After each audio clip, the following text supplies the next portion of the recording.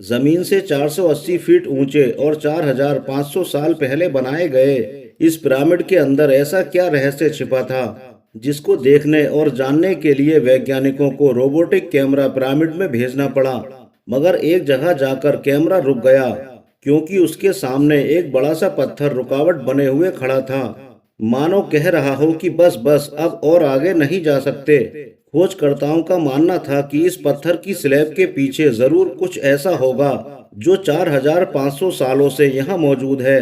अब खोजकर्ता भी कमर कस चुके थे। उन्होंने रोबोट के आगे एक ड्रिल मशीन लगाकर अंदर भेजा। ड्रिल मशीन ने पत्थर में एक छेद कर दिया और उसी छेद से एक कैमरा अंदर भेजा गया, और कैमरा अंदर जाते ही वो राज सामने आ ही गया जो पिछले 4500 सालों से अंदर छिपा हुआ था। दोस्तों, मिस्र में करीब 138 पिरामिड हैं जो पिछले हजारों सालों से सैकड़ों भूकंप और हजारों तूफानों का सामना कर चुके हैं, लेकिन इनकी सेहत पर कभी कोई फर्क नहीं पड़ा। इन सब में सबसे ऊंचा और बड़ा pyramid the great pyramid of Giza है। ये पिरामिड 13 एकड़ जमीन पर बना हुआ है। यह यूं समझिए कि इसके बेस एरिया में 9 फुटबॉल के मैदान समा सकते हैं। गीजा के इस पिरामिड को बनाने में 23 लाख बड़े बड़े पत्थरों का इस्तेमाल किया गया है, जिनमें से ज्यादातर पत्थर 50 टन वजन के हैं।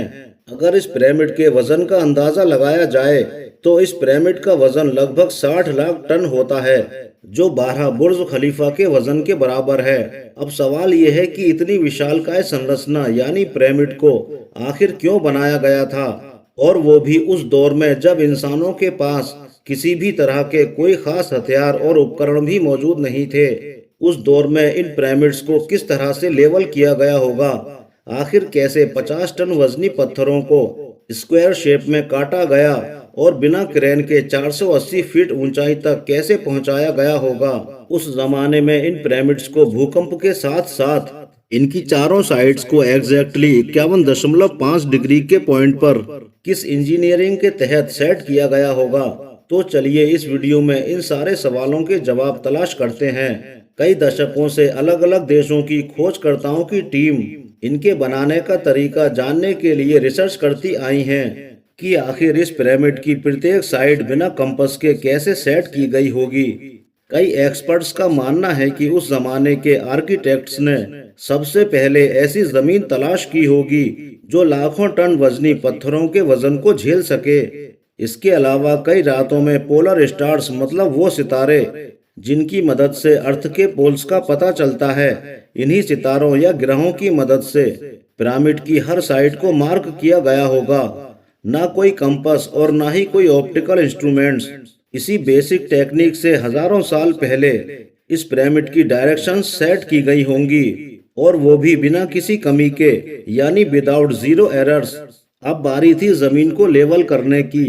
जिस 13 एकड़ की जमीन पर इस पिरामिड को बनाया गया था, अगर उसका लेवल जरा सा भी आउट होता तो 23 लाख विशालकाय पत्थरों के इस पहाड़ का सही से निर्माण होना नामुमकिन था। अब सवाल यह है कि इस जमीन को उस जमाने में कैसे लेवल किया गया होगा, क्योंकि उनके पास ना ही तो लेजर लेवलर था और ना ही बबल लेवलर।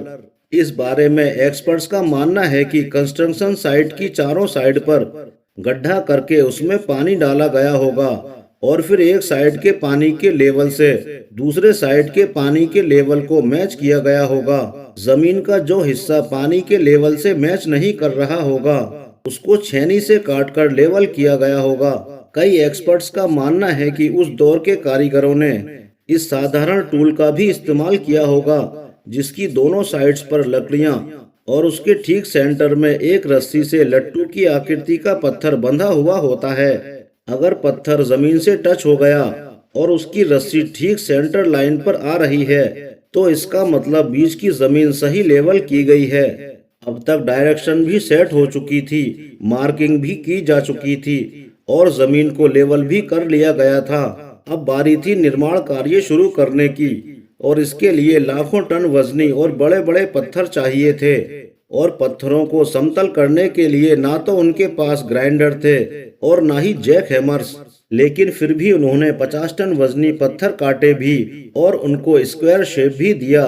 लेकिन आखिर कौन से हथियार की मदद से? जी हाँ, सिर्फ यही वो एक हथियार था जिसकी मदद से पत्थरों को काटा गया।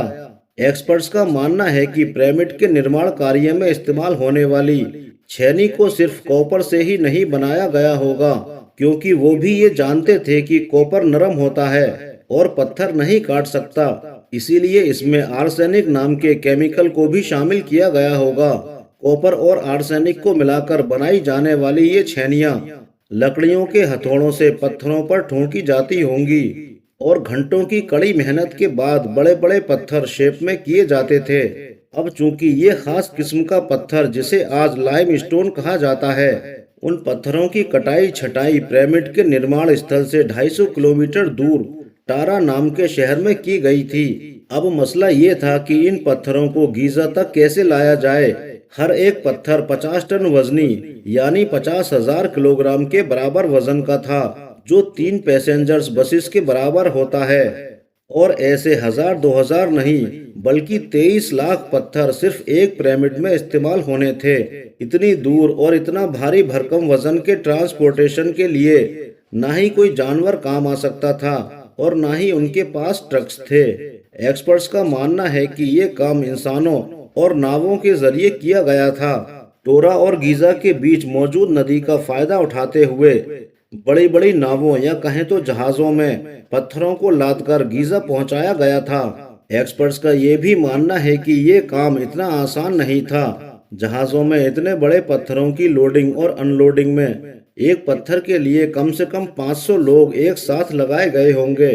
खोजकर्ताओं की टीम अब तक कई गुत्थियां सुलझा चुकी थी, लेकिन एक बात उन्हें अभी तक परेशान किए हुए थी कि लाइम स्टोन काट भी लिए गए, ट्रांसपोर्ट भी कर लिए गए और निर्माण के दौरान इस एक दूसरे के ऊपर लगाना भी शुरू हो गए। लेकिन जैसे जैसे पिरामिड की ऊंचाई बढ़ रही थी, वैसे वैसे ही पत्थरों को इतनी ऊंचाई तक कैसे ले जाया गया होगा। कई एक्सपर्ट्स का मानना है कि पिरामिड्स की कंस्ट्रक्शन से पहले ही ये प्लान कर लिया गया था। या तो ये स्पाइरल ट्रैक के जरिए ऊपर गए होंगे या फिर जिगजैग ट्रैक का तरीका अपनाकर इन्हें इतनी ऊंचाई तक ले जाया गया होगा।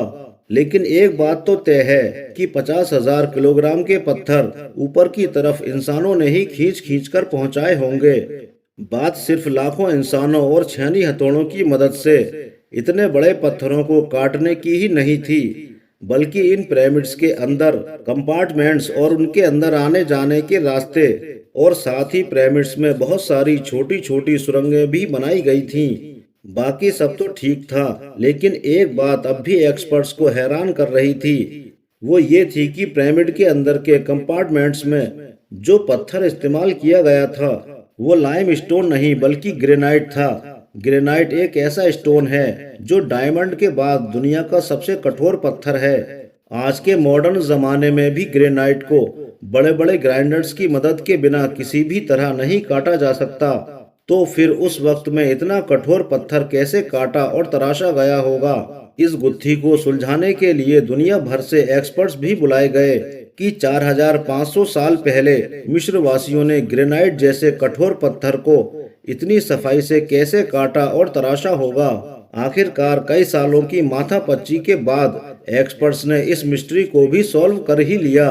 मिस्र वासियों ने ग्रेनाइट को इतनी सफाई से एक ऐसे आरे से काटा था जिसके दांत ही नहीं थे। जी हाँ, बिना दांतों वाले इस आरे के दोनों छोर पर वजन डालकर इसको ग्रेनाइट पर चलाया जाता था और बीच में बजरी डाली जाती थी। एक्सपर्ट्स का मानना है कि इस तरीके से इतने बड़े पत्थर को काटने में ही 4 महीनों का वक्त लगता होगा। पिरामिड्स को बनाने का क्या मकसद था? इन पिरामिड्स को बनाने में कितने इंसान एक ही वक्त में काम करते होंगे?